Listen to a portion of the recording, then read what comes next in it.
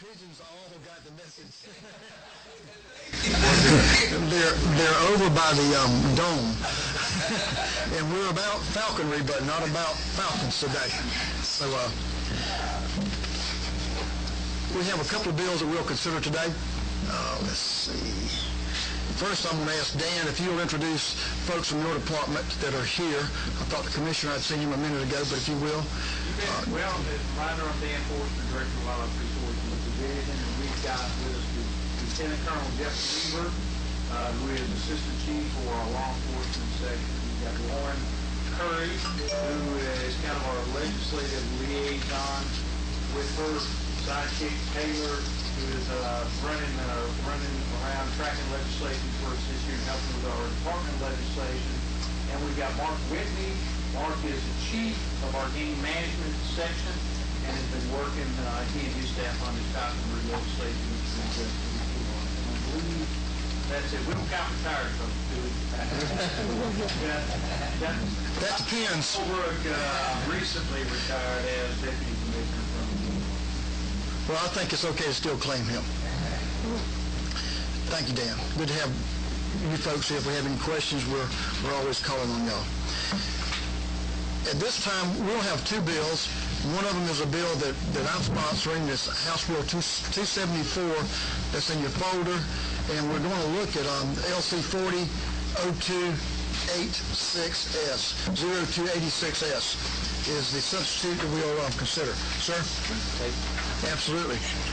Before I forget, while we have everybody's attention, Will Wingate, Lauren, why don't you stand up and tell us a little bit about this, Will? So I will backtrack just for a second. This is in your folder. Thank you, Mr. Chairman. Georgia Conservancy has an annual event on the coast where we get native Georgia oysters to come. We do an oyster roast. It's the first Saturday in March. It's at Captain Butler's right in Marsh Island, and we certainly hope that you guys attend as our guests. If you're interested, please let me or Leah Barnett, who works with us, know. Thank you, Mr. Chairman. Thank you, Will. Absolutely. You all have a card with the details on it in your folder, and thanks to Pat for doing that. Again, I'm going to go back to 0286S.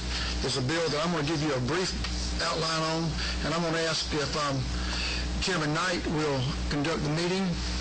I think that would be appropriate. All right, Mr. Chairman, the floor is yours. Please present House Bill 274.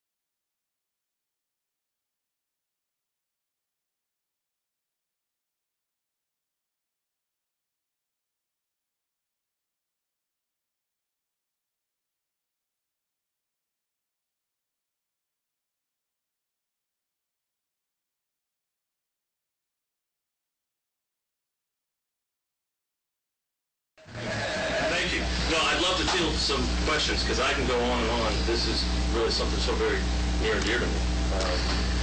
Any questions? Yes. Representative Wood? I just want to say that my first term 10 years ago, we had the chance to visit with you and to watch a Falcon hit it at 200.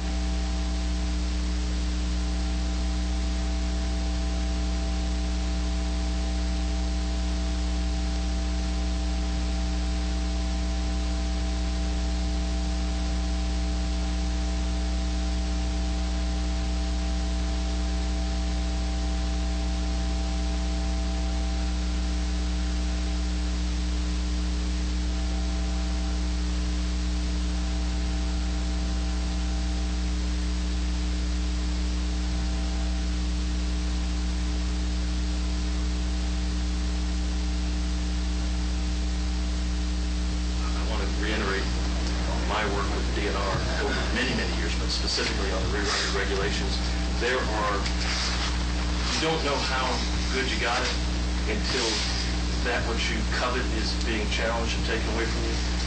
Larry Dickerson, who is the president of the North American Falconry Association across the country, and he said, Steve, do you need us to come down here? I said, no, I think I got it. I know most of these folks, they're going to be outstanding, but he has been challenged by other states. We have got it so good, and every issue I've ever had to deal with concerning Falcon, it's smooth sailing. They got our backs, and your folks, I really, really do appreciate that. So, again, we got that out of the way. So, any other questions? Mr. Chairman, you got anything else you want to? Yes. Yes. Excuse my voice, it's been going all weekend.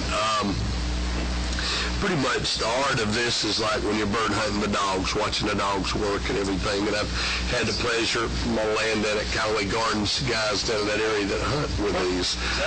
And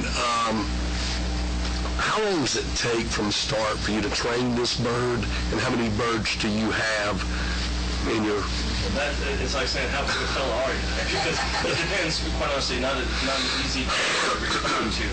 Typically, and let me speak this real quickly.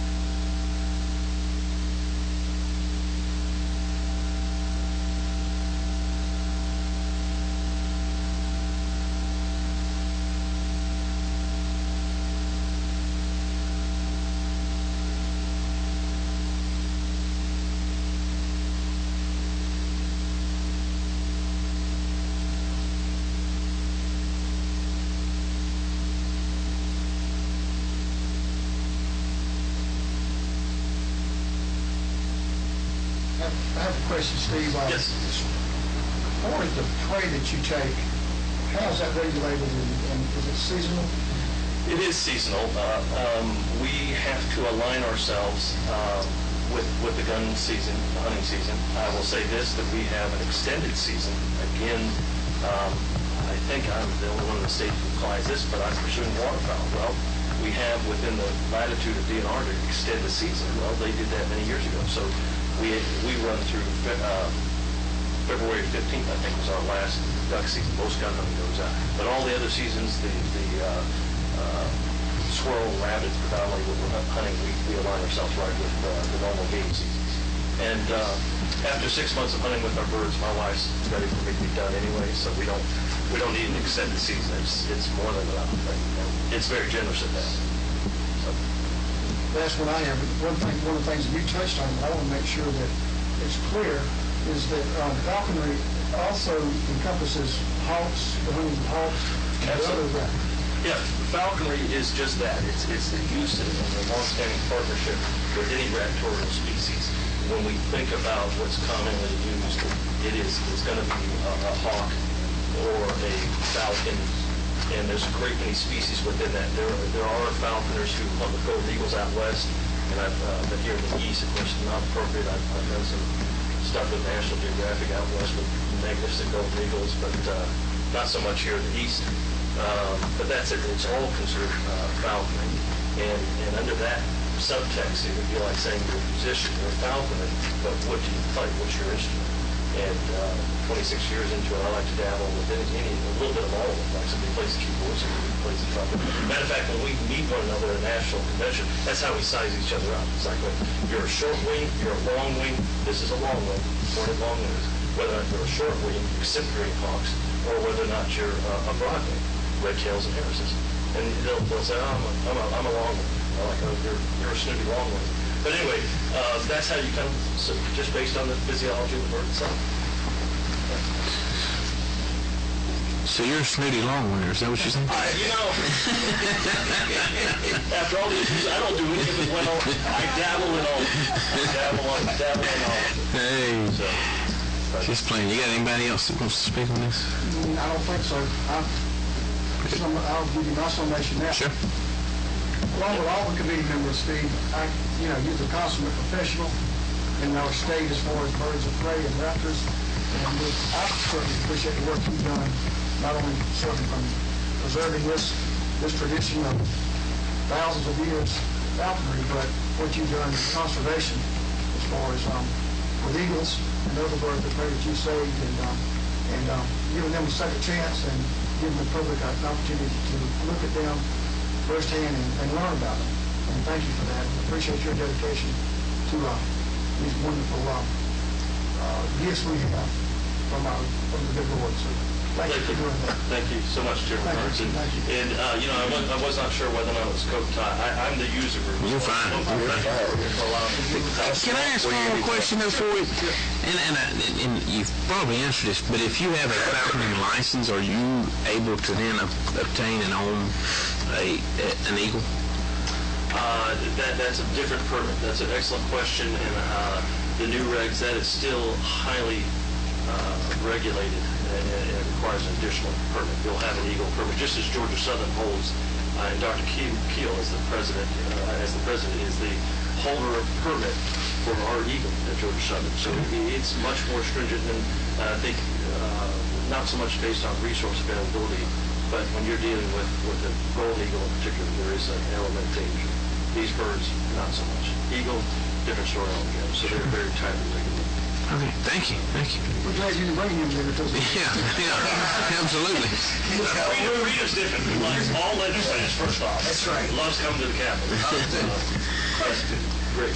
Before you leave, I just want to know, because the morning we went hunting, I have never seen squirrels disappear so well. Mm-hmm. There was not a squirrel in the forest when they heard this fellow was in town.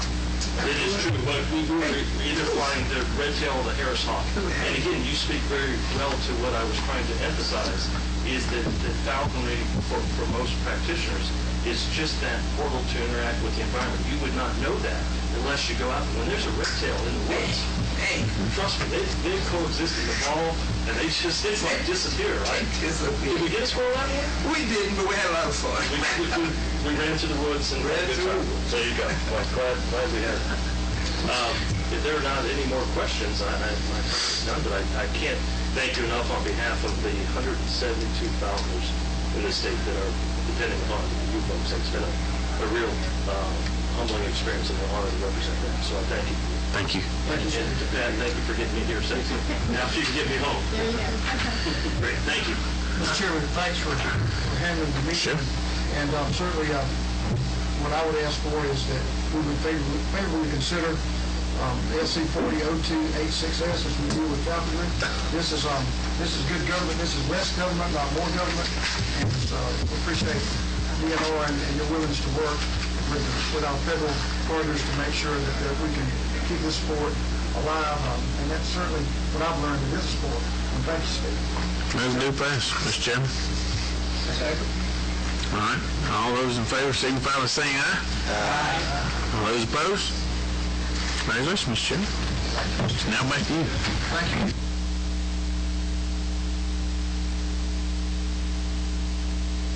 Steve, you better present all my bills for me. We usually go that smooth. I got a couple you can help me with. Maybe you need to do my rules, Chairman Meadows. You bring the Eagles. Thank you. We'll also have another bill that we've talked about. Steve, if you don't mind, if you would just move over to that side, that would be the appropriate place for... Right up at in on out, is that okay? That would be good, too. Thank you much. I do want you to tell one thing. Yes. And, little facts stick with me. Yes. I want you to tell the folks about the, I call them the nostrils, but how the practical effect of how they work. That's true. What we call in ornithological terms the nares. You're absolutely correct.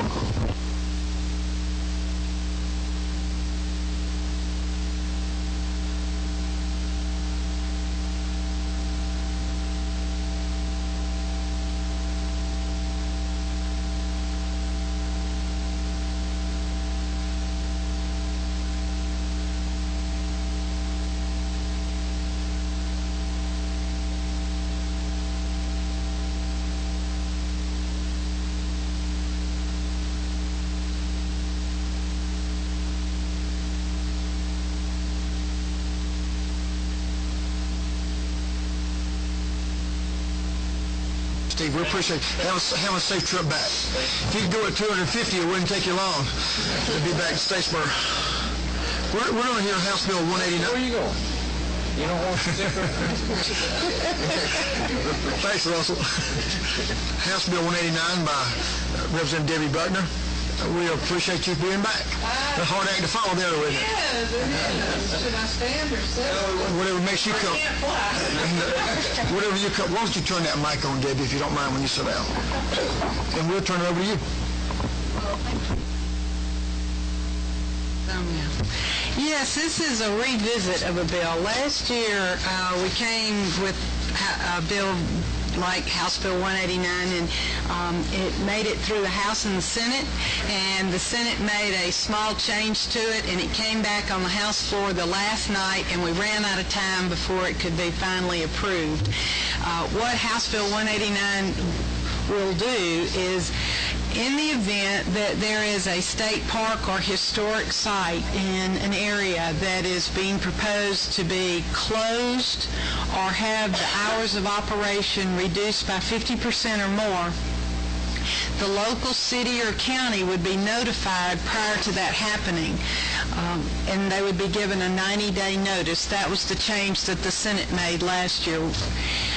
The reason that many cities and counties would like to have this notification is because in several parts of the state, they've been able to step in and help out the state park system and actually keep that historic site or that park or recreation area open so that it wouldn't cause a negative impact on the local community's economic situation. What happened in my area is we had a swimming pool. It was the Liberty Bell Pool in Pine Mountain.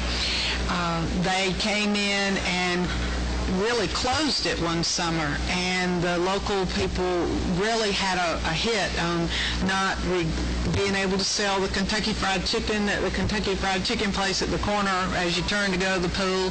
The gas station hurt because people weren't there buying gas, and the other little shops there also were able to tell a difference that the pool was not there. So the next summer, the county and the state parks were able to work out an arrangement to keep the pool open using the county's parks and recreation folks.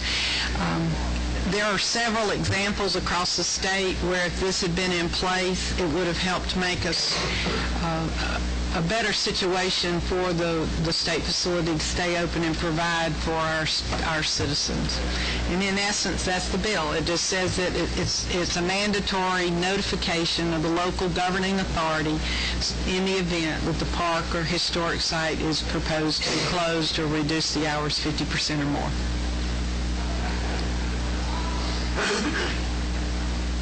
Representative Bugner, thank you for your presentation. I did fail to say that we really need to have a hearing only today.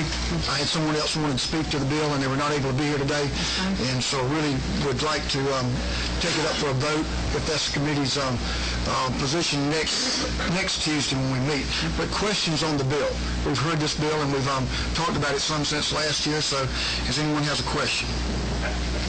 Chairman Rose. Debbie, or Representative Butler, excuse me. Currently, is the department already given about 90 days? I mean, what is their policy? I mean, can we fix this through rules and regs, or do we need to have a law that says this? Well, we have been told that they customarily try to alert local governing authorities, but there are just a number of stories out there where it's not happening. Well, I know that a couple of years ago that we had an instance with a state park in the district. I don't represent it anymore, but I did, and they were very forthcoming. In fact, said early on, this is a possibility. Is there any way y'all can help us with this? And all, and by virtue of that, we was able to work through it and keep it open. And that's what I was just wondering. I mean, do we actually need to pass another law saying that we need to do this, or possibly through the rules and regs would be a better way?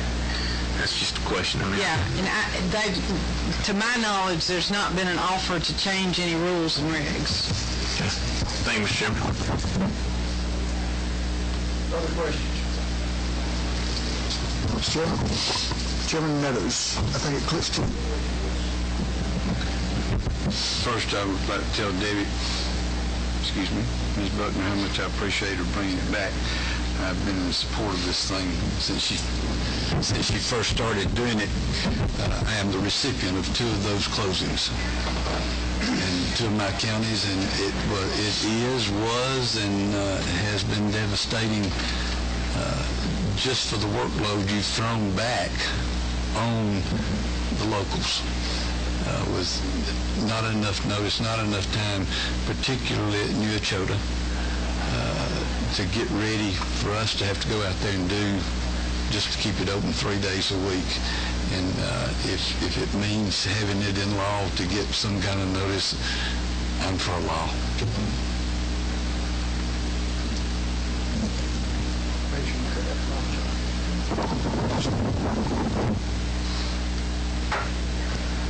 Thank you, Chairman Meadows.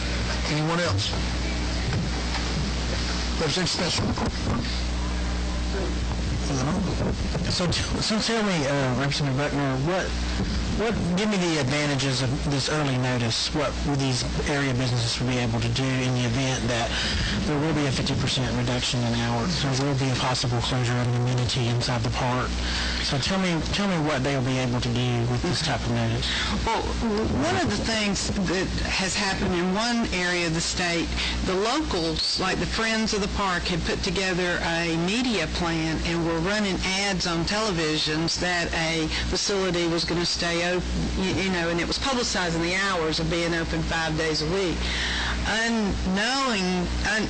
unbeknownst to the friends of the park or historic site, the park system came in and cut the hours to 2 or 3 days a week instead of the 5. So they were false advertising, but since it was a volunteer group that had produced those ads, it was difficult for them to go back and make the corrections in the ads, but communication would have helped that tremendously.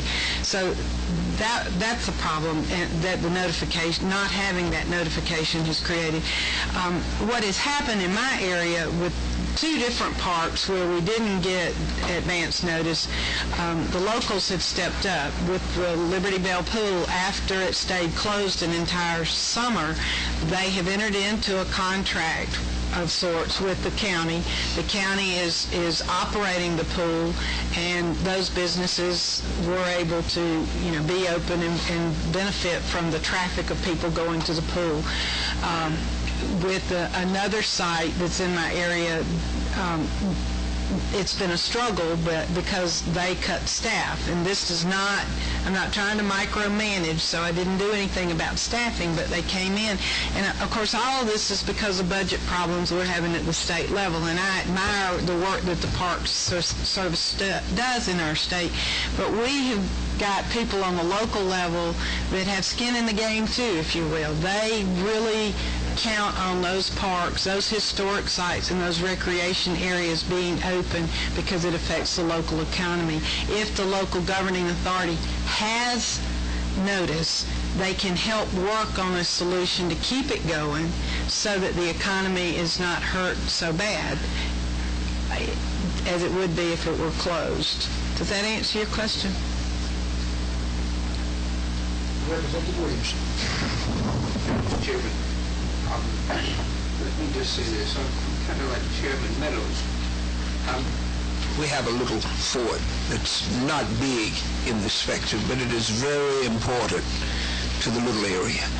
And probably more so than anything else, the people that support state parks do it with all their heart. They're out there when everybody else is gone. They do their reenactments, they do everything else. It is extremely important to them. And I know there have been great budget restraints, but there are some things that we just can't take away from the citizens of Georgia. And when you take it away from especially little communities, we have so many people that are headed down to the coast to fish, hunt, crab, etc. And the kids and stuff love to go by. It's just too important to my county. And a lot of people don't even know it's there. But those that know about it will go to the mat for it. And I got more calls about that when we reduced those hours way back than I did anything else. The smallest church in America in your district? Well, it's right on the line, but it's got the biggest heart.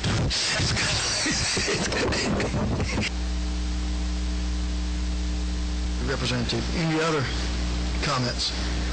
Well, we do know that the Friends of State Parks do a fabulous job, and without them, we would have, our state would look vastly different in the job that the department's able to do. I don't know what it would look like if we didn't have those volunteers that work in every park and historic site around our state. And certainly they're a resource that is hard times bring out good things, and that's one of the good things that'll happen during these difficult times.